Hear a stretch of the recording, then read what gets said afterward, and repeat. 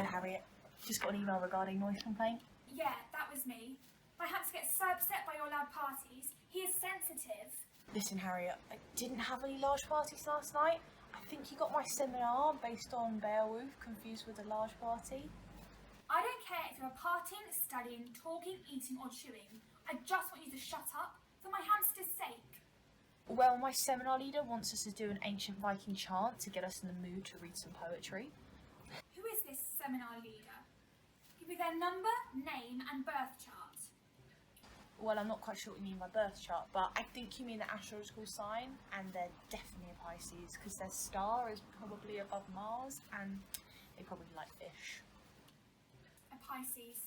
I thought as much. Tell me, do you think this hamster's clean? I think so, but why is your dog inside a bucket? It's not my dog. So, when are you going to shut up? Well, my next seminar isn't until Thursday, so I guess I could keep it down between now and then, but I was thinking about walking up the stairs later on today, and I wondered if that was alright with you. Do you own cushions? A few, but they smell a bit suspicious. Oh, it doesn't matter how they smell. Duct tape? Oh, that's about out of my price range. Best I can do is a Pritt stick. That will do. You take the cushion, you take the Pritt stick, you take your foot, you stick cushion to foot, you go upstairs, and Ronald lives in peace. Okay, alright, I'll do that. But I was told by the university that I need to formally apologise, so I've written you a note. Just ignore what's on the front. It was supposed to be for my girlfriend, but she broke up with me because I wouldn't let her turn on the blender. What a smart girl. She lives with you. Can you ask her out? For me? Well, I would, but you sort of stabbed her with a candlestick last week because she was speaking on the phone, and she's still in hospital. Oh, that one. Can I have my candlestick back? No. I fucking heard that.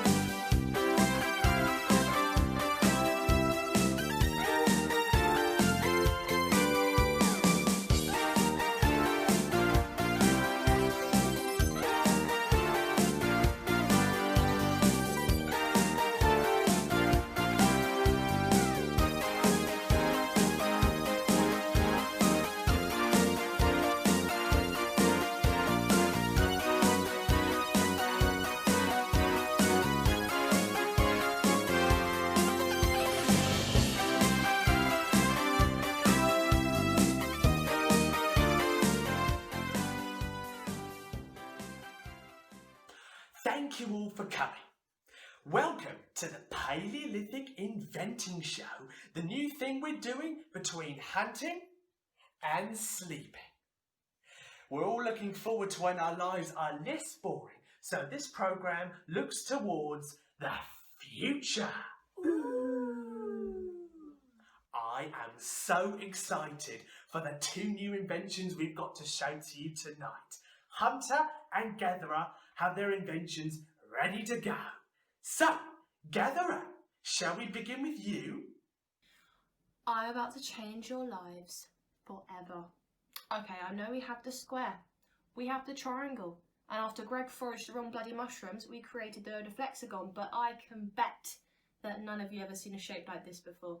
Okay, I took the already painted line and added a new curve technology to create the semicircle.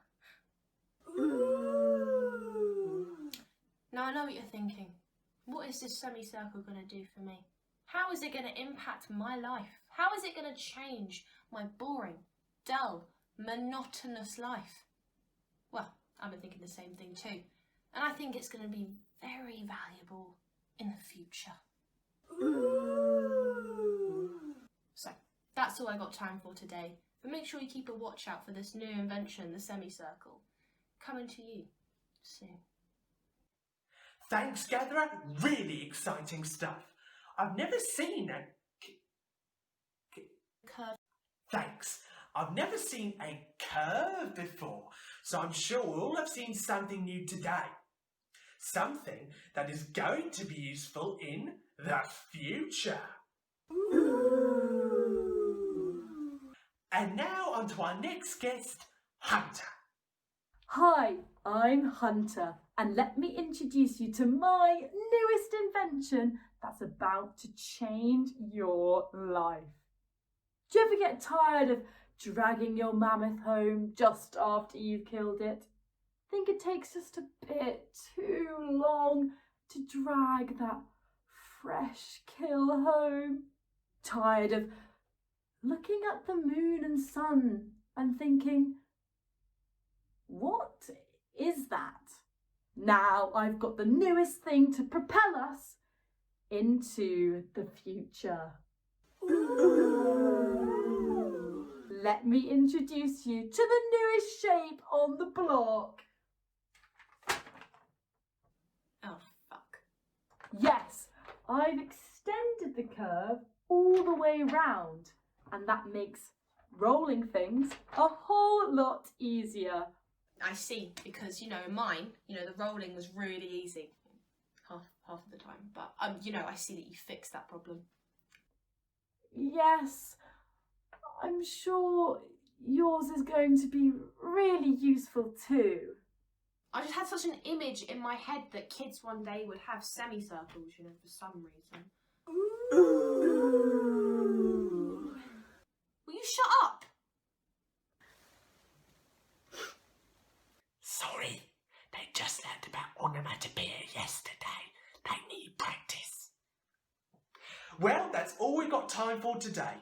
Join us next week for when Gatherer is going to be introducing the concept of the spark, and Hunter is going to talk to us about the new red-hot invention of fire. Oh, for fuck's sake. Good night and happy hunting! Hiya, it's the Student Guild here. We're just popping into the sketch show to promote all the wonderful societies you can join as a fresher. We, the Guild, realise this year is a little different in that nothing is the same and nothing is good, but we've worked really hard to give you a Freshers Week that you'll enjoy. So, we've asked societies to record short clips to promote themselves to you, even if there's nothing you can do if you do join them. Adaptation is key in these testing new times, so watch for our little adverts throughout and do join up and give the Guild your money if there's any that you fancy joining. Enjoy the rest of the show. Have you drank my juice? What juice? My pineapple juice? It was in the fridge. It was the nice carton. The M&S box. Oh, I don't think I've seen that one. I actually prefer orange, as you should know. You probably got it mixed up with your orange juice then. No worries. They just look completely different and taste completely different, but you probably didn't notice that like last time. I think I can tell the difference between the best juice, orange, and your disgusting pineapple, even if it is M&S. You wouldn't even know good juice if it came up and introduced itself to your face. I bet you can't even juice an orange. What did you say? I said you can't even juice an orange. Say that again and your pineapple juice is getting it. Well, you can't even juice an orange. How dare you?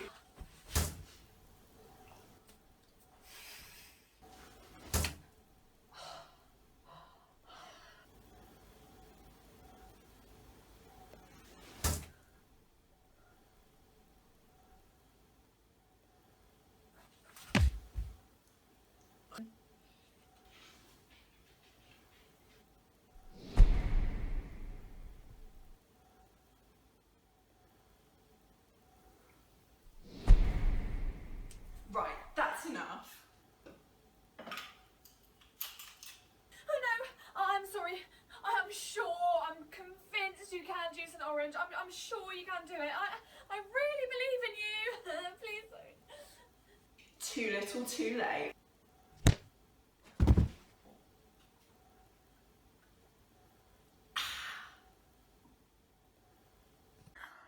Hey guys, welcome to a very special class we will be doing this year reading poetry for performance. Oh, I am so excited to do this because poetry, it's gritty and urban and relevant. We are going to get that across when we do our performances. So, first up, Clement has very bravely stepped up to read first, so let's give a massive hand to Clement.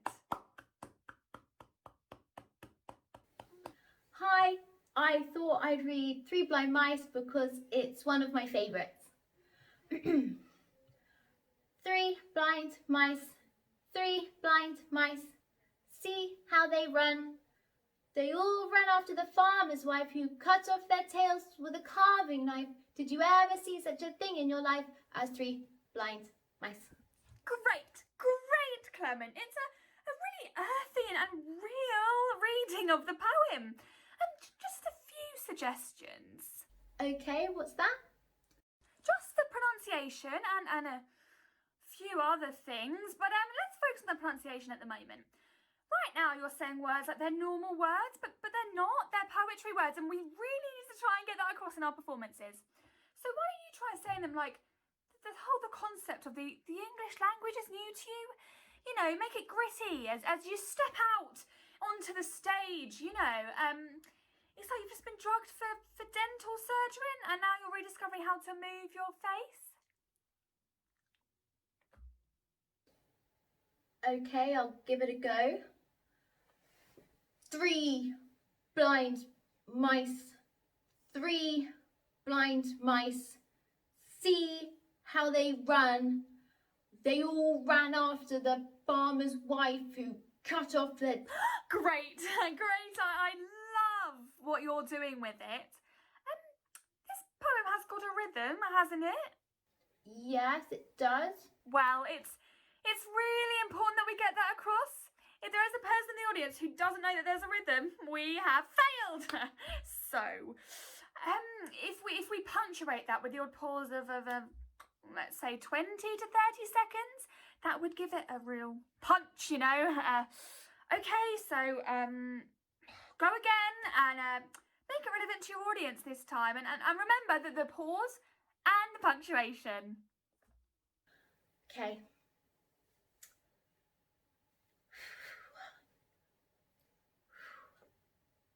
3 blind mice, 3 blind mice, see how they run. They all ran after the farmer's wife who cut off their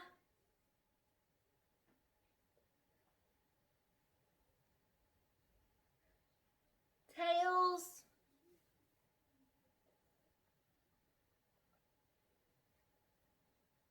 with... Oh, wow! Just wow! Oh, we really are building up something great here. You know, something political. One last thing. Let's think about emphasis. It's really important to put emphasis on to give it some punch. Which words should I put emphasis on? All the words. All the words? Yes, all the words, because they're all equally important on the page. Each a puzzling question box that opens a fundamental truth about higher capitalist Tory society. Okay. 3 blind mice, see how they run. They all ran after the farmer's wife who cut off their tails with a carving knife. Did you ever see such a thing in your life as 3 blind mice? You can sit down now, Clement, and you have an incredible performance there. But I'm afraid I don't think poetry's for you.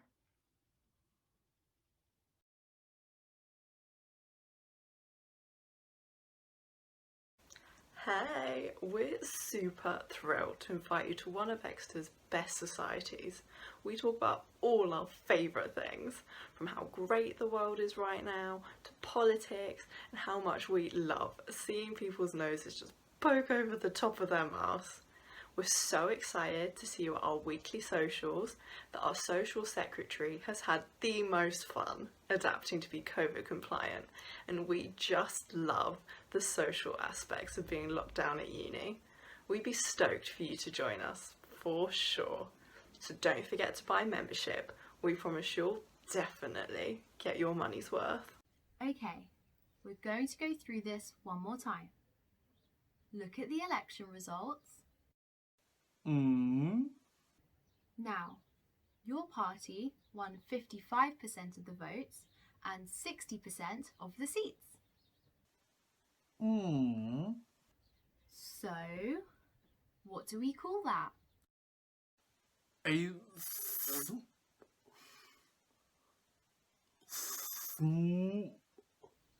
Come on, don't be afraid. small.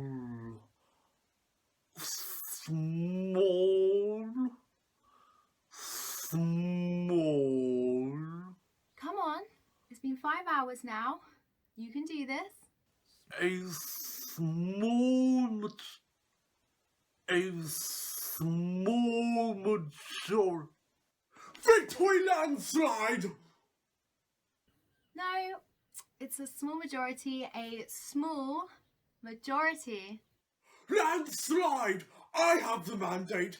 I hold the will of the people. Massive landslide! Victory! Hello, thank you for coming. Now, what seems to be the problem today? I am brief. Boy, so don't look like a pair of pants. No, I cannot speak at length. Problem with your length. Let me see, I can prescribe. It's more psychological. Yeah, we get that a lot in here. Nothing to be worried about. Let me just... I have to summarize everything I say. Oh, you cannot elaborate. You cannot expatiate. You cannot wax lyrical on a long Sunday afternoon by the fires with your 2 dogs. Precisely. Right. And when did this start? Birth. Birth. I screamed once at birth, but that was enough. And after that? I waited to master the language. So you first spoke out. 10 years old. Right. And what moved you to speak? I needed someone to pass the milk. Oh, I see. So you can form full sentences then? Yes. So what's the problem? You can communicate, you can speak, you can hear. You're just perhaps a little standoffish. It's my job. Oh? My performance is declining. So it is about your bedroom antics. I can prescribe something right away. Again, nothing to be embarrassed about. My job performance. Right. Your job performance is declining because you're too concise. A factor people look for in job descriptions. But no one likes a waffler, a time waster, loiterer on the skin of humanity. I'm a lecturer. Right. There's nothing I can do for you.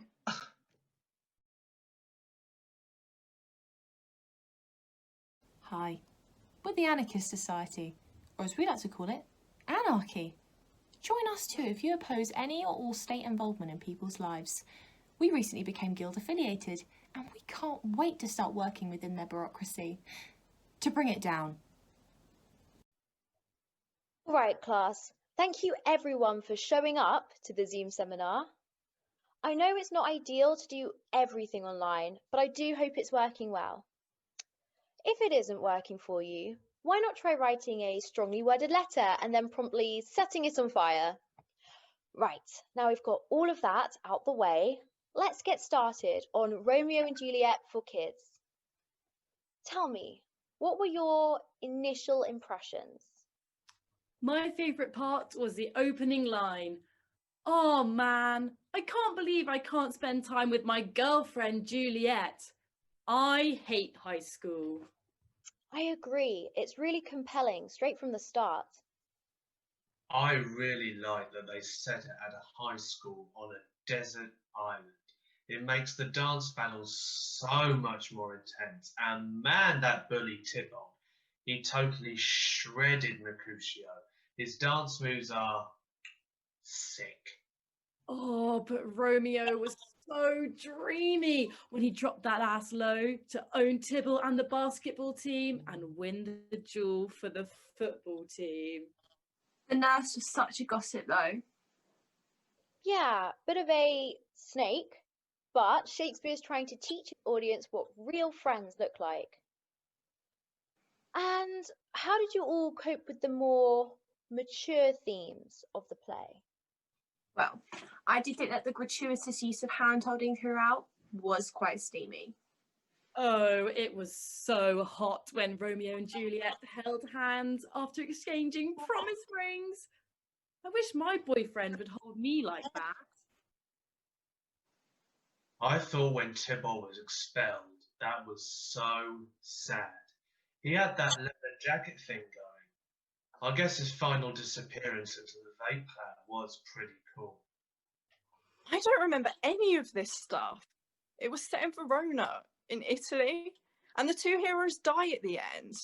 Oh wait, hang on, spoiler alert, the play was full of underage sex. How dare you be reading such filth? You are paying good money to receive an English degree, not to read borderline pornography. And on that note, your reading for next week is Hamlet for kids. And Fiona, if you dare to touch the original copy of Hamlet, I'll omit you from the course. Can you all please focus on the key theme whilst reading? What to do when you feel a little bit sad. Thank you. Thank you. Thanks. Hiya, are you here for the cult meeting? Yes. Me too. Shh. It's nice to meet you guys. Okay, shall we do introductions? I'm Patricia. The Great Kafifi says we're not allowed to say names. We can only share our bank details with them. We can share our mother's maiden name, the place we were born, and our best friend's favourite colour. Did everyone get the schedule for this meeting? I was just wondering about the orgy in the woods. When does that happen roughly? I mean, timescale. Hopefully as soon as possible.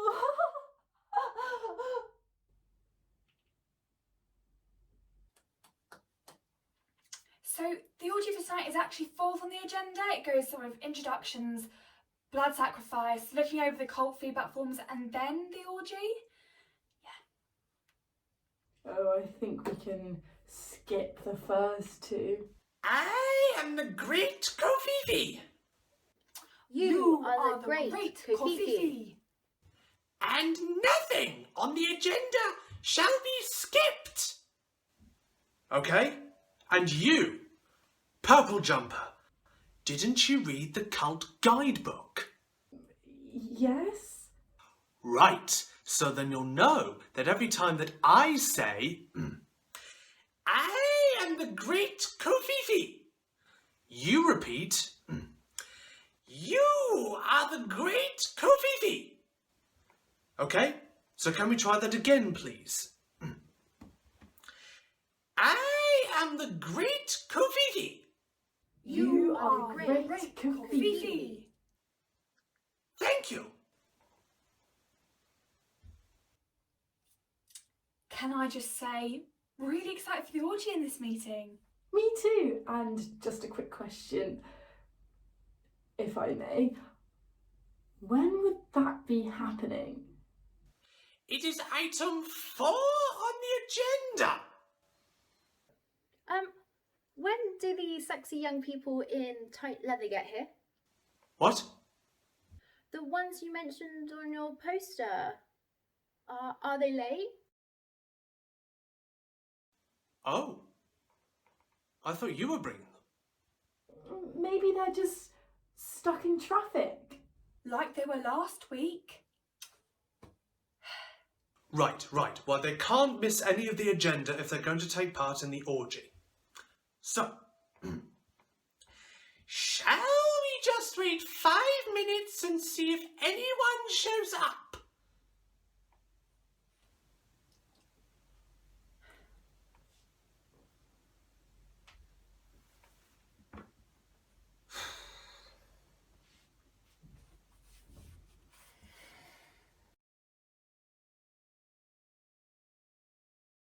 Welcome to Witness Protection Society. My name isn't relevant. We're here if anyone feels unsafe or needs to disappear. We can't tell you where our weekly socials are, but do remember to bring extra change after they started charging more for curly fries. Let's listen now to some fond testimonials from our alumni. I always hated my parents. So I joined the Witness Protection Society and now they can't find me. My student loans aren't a problem anymore either and they're still charging my flatmates for my TV licence. So join Witness Protection Society for feeling that little bit safer and evading the law. Mr. Criminal, your specialist subject is all the things what I've done. Can I do Beatrice Potter books instead? I'm sorry, laddie, you're down on the rap sheet for all the crimes what I did. Question 1. Where were you on the night of June the 11th? I was at home with the missus. I'm sorry, laddie, the correct answer was you were climbing through Mr. Albert Roberts' window, wearing nothing but a Shaun the Sheep mask and holding a sharpened spoon. Question 2. How many times did you stab him? 6? No, wait, 7? 8? I'm sorry, we're going to have to take your first answer. But it was 6 times! Congratulations, you're through to the next round. Remember, you can quit now and get 7 years with probation, but we're all aiming for that important jackpot, life without parole. I'll continue. Not like you had a choice. Now, if you at home think you know anything about the assault on Mr. Albert Roberts, press the red button now to win an I Have Been in Witness Protection t-shirt. Mr. Krim, how many eyes does Albert Roberts have now? 1? No, it's 0, you greedy munchkin. All right, final chance to win the jackpot. Who died in the Battle of Bosworth 1066? Ooh, I didn't kill him. Did I? Oh, I'm not sure. I'm afraid I'm going to have to press you for an answer. Was it Harold Wilson? I'm sorry, the correct answer was Harold Godwinson. Very close though, very close. I'm afraid you're only leaving here today with 7 years. Oh well, I mean, that's a shame of course, but it was lovely to meet you, Kenneth. You know, when I was stabbing Albert, stealing his eyes, you know, I thought to myself, this would be great on Master Crime. Welcome back to our 4-part series, The History of Documentaries. I've been pensively rubbing my chin and nodding gently at Dr. Cecil Linnaeus from the Oxford Circus Lavatory University, talking on cinematography of the interview. The main problem facing filmmakers is how to add movement and excitement to what would normally be a dry interview.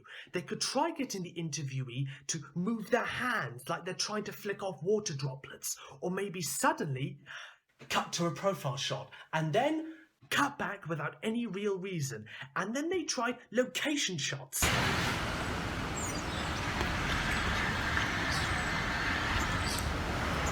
As you can see, but then they found the solution. Focusing on the subject's face like the camera person has lost consciousness and their limp, lifeless body has collapsed on the zoom button. Thank you, Dr. Name. So some exciting insights there. Stay tuned for part 4 where your new host will be discussing the host and what to do if your last one was incredibly boring. Wait, boring? Welcome to Plagiarism Society. My name isn't relevant. We're here if anyone feels unsafe or needs to disappear. We can't tell you where our weekly socials are for obvious reasons, but do remember to bring extra change after they started charging more for curly fries. Let's listen now to some fond testimonials from our alumni. I always hated my parents, so I joined the Witness Protection Society and now they can't find me. My student loans aren't a problem anymore either, and they're still charging my flatmates for my TV licence. So join Plagiarism Society. Why do the work when someone else already has? We are so happy to have you at our school, Inspector.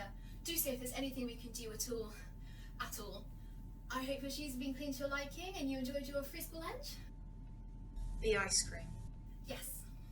It was strawberry. I prefer chocolate. Oh, well, you see, the ice cream company only delivers chocolate on a Wednesday. I see. But I can change that. I'll argue. I'll take it out of the mouths of my own children if I have to. We could make it out of the bones of the weaker children. Bridgewater. Yes, built in 1987. But we can have had it built earlier if you like. Simply fiddle the sign around and it can be built in 1887. I don't like Bridgewater. Every time the train pulls up here, I feel like I've slipped into a Channel 4 documentary. I want us to resist from being sick on train stuff. Can you move somewhere else? Move the school? To London or Kent, you know, a place you don't get sympathy from living there. See, the problem with that, Inspector, is that the children already live here. I get better children. Better children? I just feel like they're not putting enough effort in these days. I saw a child last week with very hairy knuckles. You used to beat children for that, under the charge of continued existence with intent. Of course, you can't do that anymore. Now schools love giving out gold stars and awards for participation. Makes me sick. Well, Inspector, I'm all for beating children until they behave properly, but moving the school may prove to be technically challenging. I see. Hello, Headmaster. Hello, Inspector. Headmaster. Like that child killed.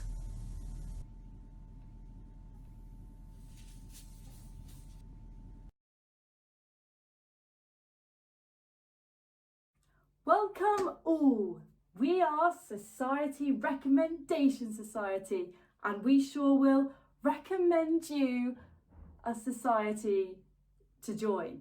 We know everything there is to know about every society, and using our matrix of personality identifiers and our efficient spreadsheet, we'll match you up to your perfect society in no time.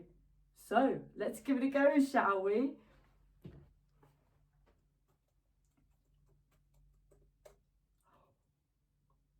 Your perfect matches. Society Recommendation Society. Come join.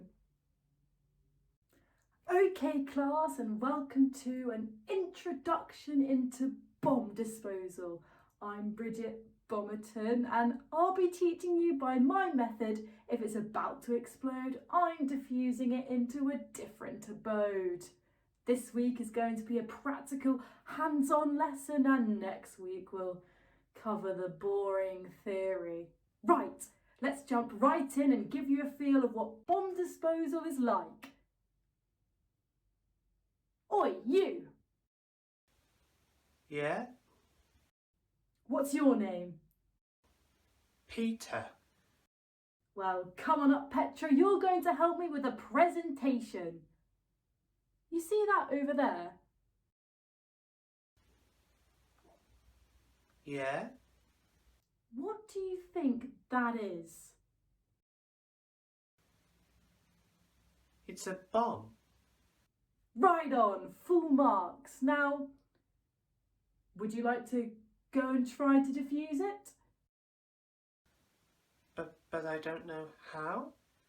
No problem, just use anything that comes to mind.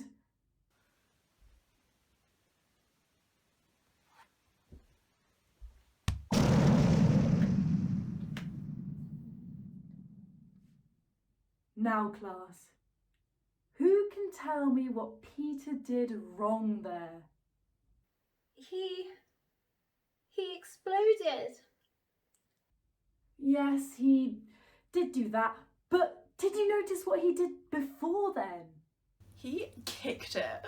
Right, that brings us on to our first lesson of bomb disposal.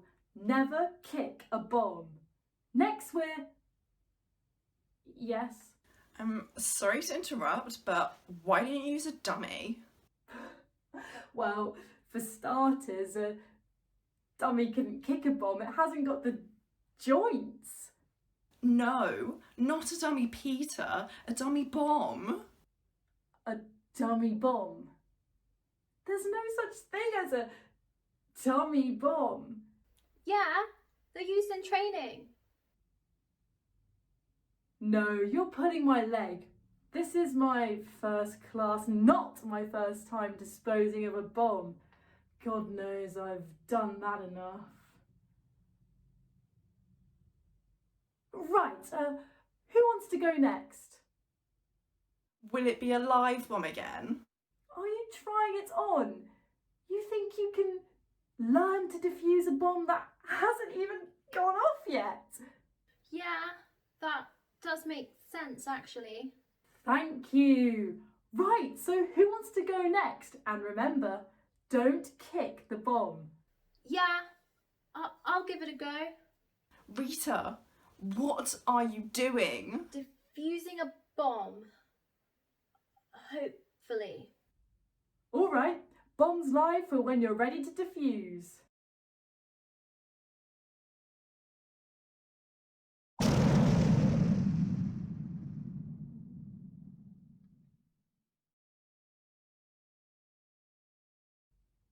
Nice one!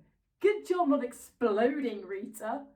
So can anyone tell me what happened there? The bomb was about to go off. Correct! The bomb was about to go off and so it did. There was not enough time to defuse it. Rule number 2, never attempt to defuse a bomb that's about to go off. So what lessons have we learned so far?